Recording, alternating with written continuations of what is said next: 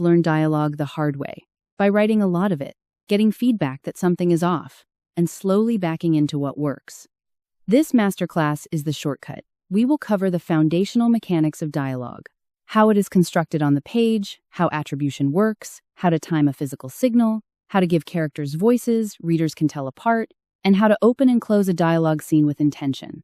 If you've already found the other fiction brain dialogue tools, this is the ground floor those three are built on. Start here. Everything else lands better once these mechanics are solid.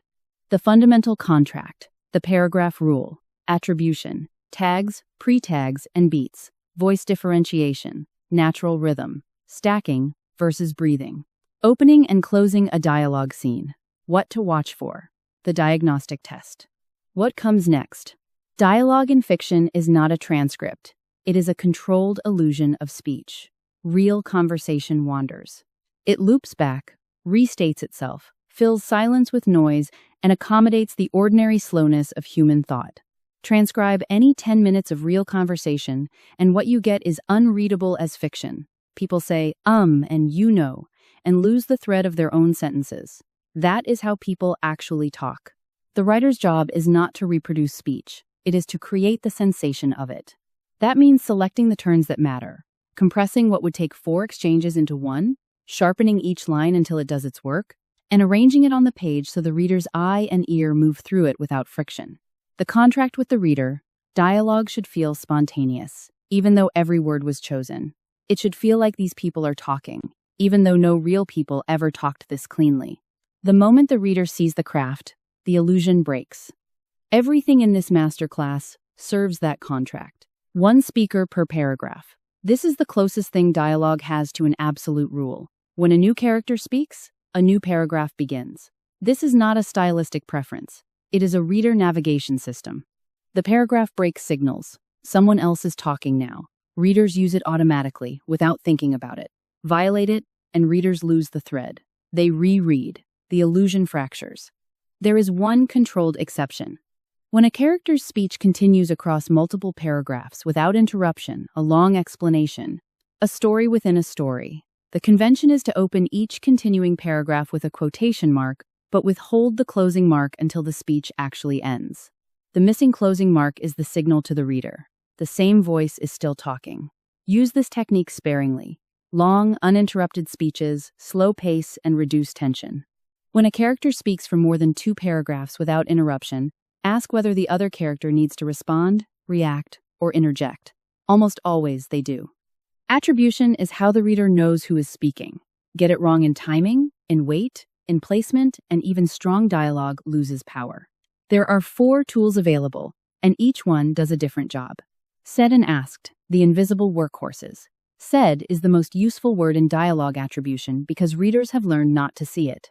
It is processed as punctuation, not as prose. Asked functions the same way.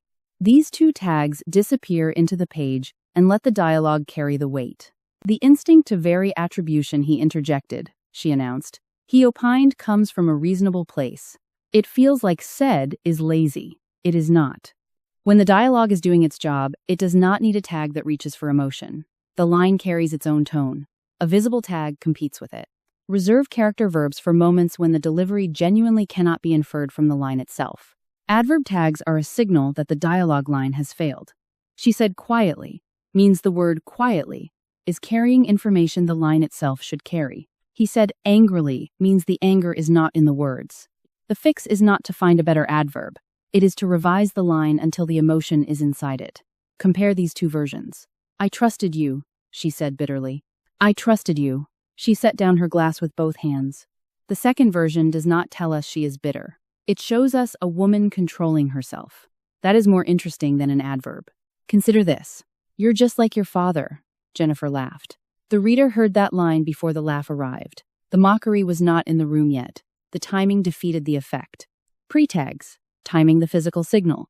When a character's physical response needs to color the line when the body speaks before the mouth does, as it often does in life, the signal belongs before the dialogue.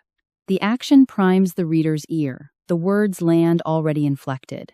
Move the signal, Jennifer laughed. You're just like your father. Now the reader hears the laugh in the line. The mockery is already in the room. Pre-tags are particularly effective for physical reactions that establish emotional register before the words arrive. Laughter, flinching, going still, looking away, actions that create an expectation the dialogue then confirms or undercuts. Moments where the body's response is the more honest signal, and the words follow as cover or deflection. Inline beats, interruption as control. A beat inside a line of dialogue where an action interrupts the speech itself creates a controlled pause at exactly the point the writer chooses. It can shift tone mid-sentence. It puts the pause inside the thought. Example: the thing is, he crossed to the window and stood there a moment. I don't believe you. The character starts to say one thing, does something, comes back. The action is the hesitation. Readers feel it as a beat of real time. Voice differentiation. If a reader can cover the attribution tags in your dialogue and still know who is speaking from the lines alone, your characters have distinct voices. If they cannot, the voices need work. That is the test. Apply it to your own work without mercy. Voice differentiation runs through 4 layers. 1. Sentence length and architecture. Some people speak in long, subordinated sentences that arrive at a conclusion only after establishing conditions. Others cut to the point and stop. The architecture of the sentence tells us how the mind works. 2. Vocabulary range. Word choices reveal education, background, and how a character wants to be perceived. Assign each major character a vocabulary register, and stay inside it unless the story gives them reason to shift. The shift becomes information. 3. What they reach for. Some characters explain with concrete images, others reach for abstraction. Some default to questions, others make declarations. These habitual tendencies are what make a voice feel like a person rather than a mouthpiece. 4. What they refuse to say. A character's avoidances are as distinctive as their expressions. Consistent refusals become voice signatures the reader learns to read.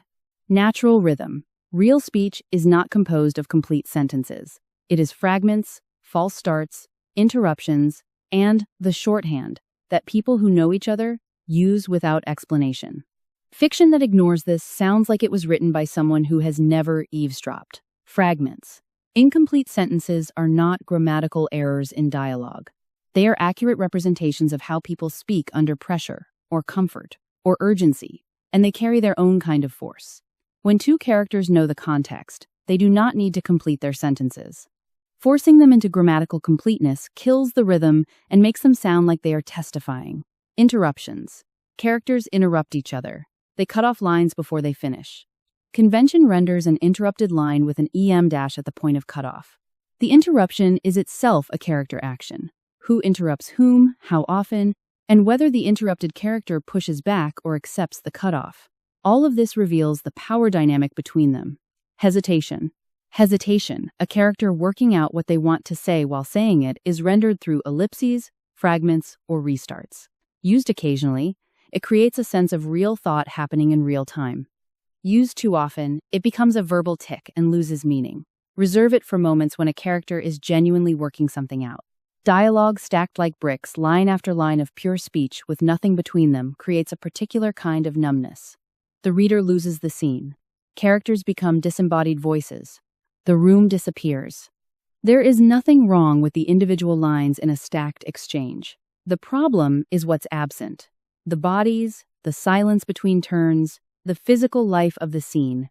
Occasional stacking creates its own rhythm, a rapid-fire quality that signals urgency or escalation. The problem is sustained stacking with no relief. What to interpose and when.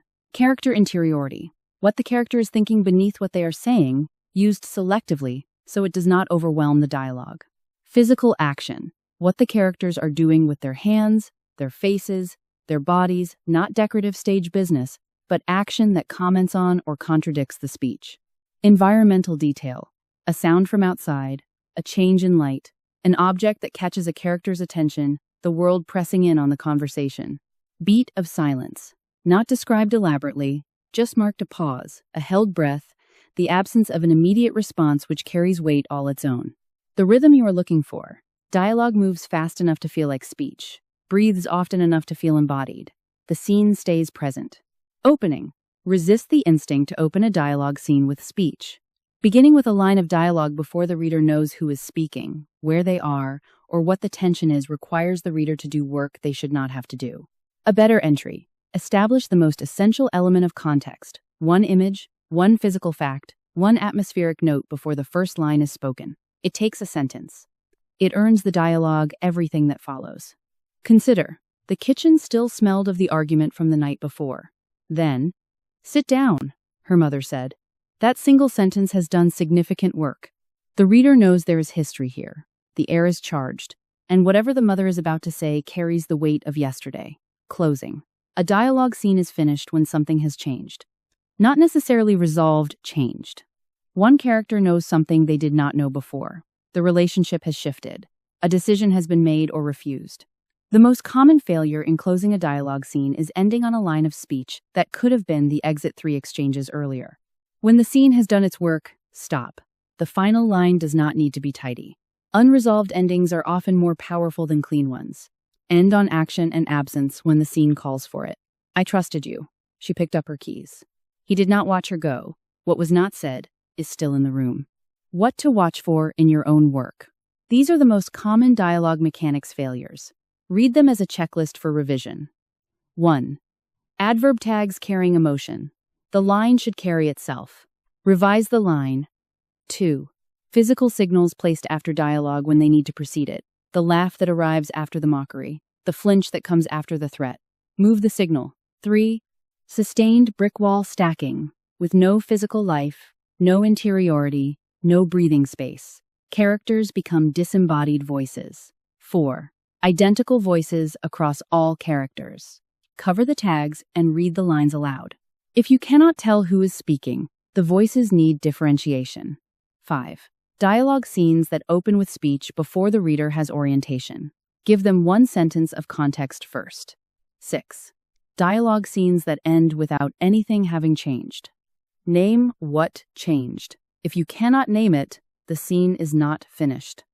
The mechanics in this masterclass are the foundation. Once they are solid, 3 other Fiction Brain dialogue tools take you further into the craft. Dialogue as oblique action covers dialogue as strategic combat characters pursuing goals through speech, negotiating power, deploying silence. Exposition through dialogue covers how information enters the story without making characters sound like tour guides. Dialect on the page covers how regional speech renders on the page without friction. Each of those tools assumes the mechanics are already working. Now they are. The full Dialogue Mechanics Power Tool, with extended examples and complete diagnostic questions, is available as a free download at fictionbrain.com. Everything on the site is free. No paywall, no subscription. Just craft, ready when you need it.